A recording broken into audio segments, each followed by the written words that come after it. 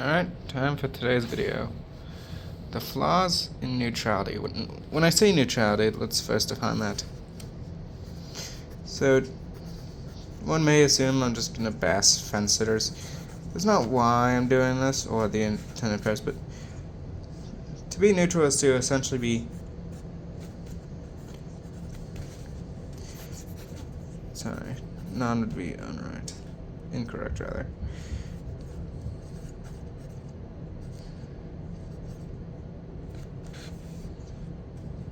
Neutrality is to be, forget to add that, undecided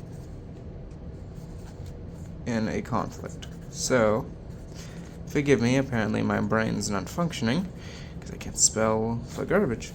But neutrality is to be undecided in a conflict. So, this could be anything from a war to politics to anything. If there's a conflict between Group A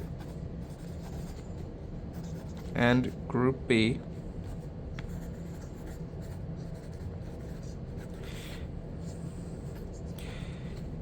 where they disagree, let's say this one likes left and this one likes right,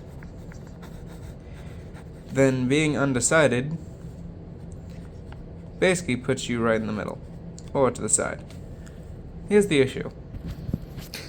Depending on the topic, sometimes fence sitting is fine. For example, in a minor disagreement, like, say, hypothetically, disagreements on directions, it's okay to not pick a side because of lacking information. In fact, honestly, if you lack information to make a good call, I would advise staying neutral regardless. But then it's a matter of, I don't know, so I'm going to stay out. It's another thing to say, well, I have my own beliefs, but I'm not going to pick anything because I don't believe in either of you. Here's the problem. If left is correct and right isn't, well then guess what? Group A should be supported, without question. If there's a known right or wrong, then one side should be supported. But okay then, let's change the scenario. Instead of left and right, let's say let's help 100,000 people, or let's help 10 people. Now, any person who understands mathematics can understand that 10 is less than 100,000. So it's not controversial to say, again, you should pick Group A.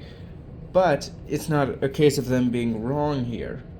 It's not wrong to help 10 people. No, the reason why this is better is because in the long term, you have more prosperity caused by this decision. So in truth, it's not a matter of if this is right or if this is right, because you may want to help 1 million people. But which is closer to the best option? When there are two powerful groups and you have to make a choice, forgive me for dropping my phone, if you have to make a choice, well then, which would you pick? What makes the most sense to pick? This is fairly simple. The 100,000. Now, we can flip this to regular politics, and let's say here we want the abolition of taxes, or an inefficient state.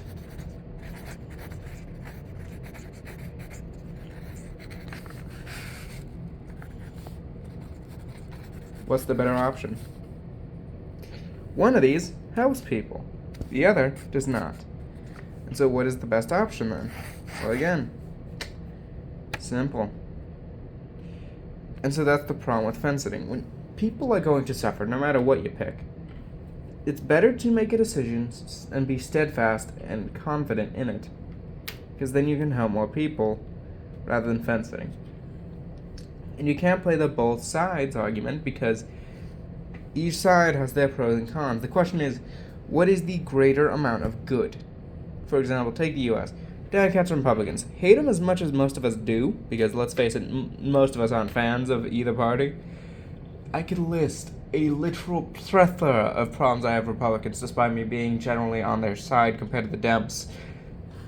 And I could rip them a freaking new one if I really wanted to. But, and here's where it comes into play of basic pragmatism. I may not like them, but they are better than the alternative, so guess what? I'm going to pick the side that at least gives me something better. So it's not a net loss. And it may not be the best situation, but we don't have the best options. So we can't make the best choice. Excuse me. When you're dealing with a situation that isn't as black and white as these examples I've given, let's say you're dealing with the Republicans lower taxes, increase economic growth, or reduce economic growth but feel better, you can understand why I'd still pick the Republicans. I may hate them for wanting to cut taxes when right now we need to pay off our freaking debt, and thus the best way to do that is a few years of austerity measures to at least reduce it to a more manageable state. But I am not dealing with that. I'm not dealing with the Republicans versus my ideas. I'm dealing with the Republicans, or this group over here, versus the Democrats. And this is absolutely a policy they stand behind. Not purposefully, but it's absolutely there, because guess what? The state, when getting involved in most things, is inefficient, and so I don't want that. Because you have to remember, until we change our elections to the point where the two-party system is no longer a thing, until we get rid of the spoiler effects, so that requires universal ranked choice voting and the abolishment of the electoral college, or some other reforms to deal with their issues, these are our options. Sucky, or even more sucky. I'm sorry, but I'm gonna pick the one that at least has a positive somewhere in its net outcomes, versus the I'm going to burn my entire country down on accident out of compassion. Yeah, no. See, that's the reality, especially when it comes to things like politics. It can apply in war too. For example, let's use an actual historical example. Axis or Allies? Now I'm flipping them because I'm bored and I thought Axis first. So, let's say this is the US right here.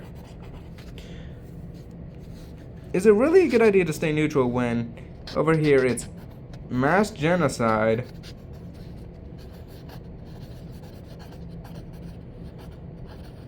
or communism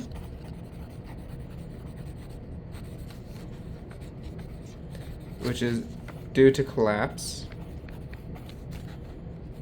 and it's heavily weakened, and imperialism? Now, I have no problem with imperialism, but given the inefficiency of the imperialism by the French and British, I can understand why someone would say that's a negative. But look at it from the US perspective.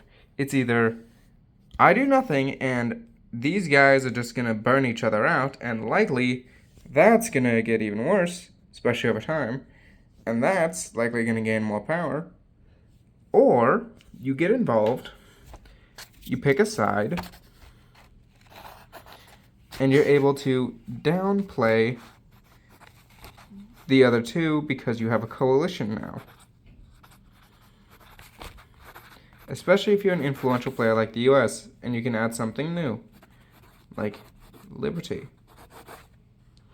And I don't mean the false liberty of self-determination, I mean like actual personal freedoms and liberties, as was forced upon the Germans and other states when it came to, their actual constitutions.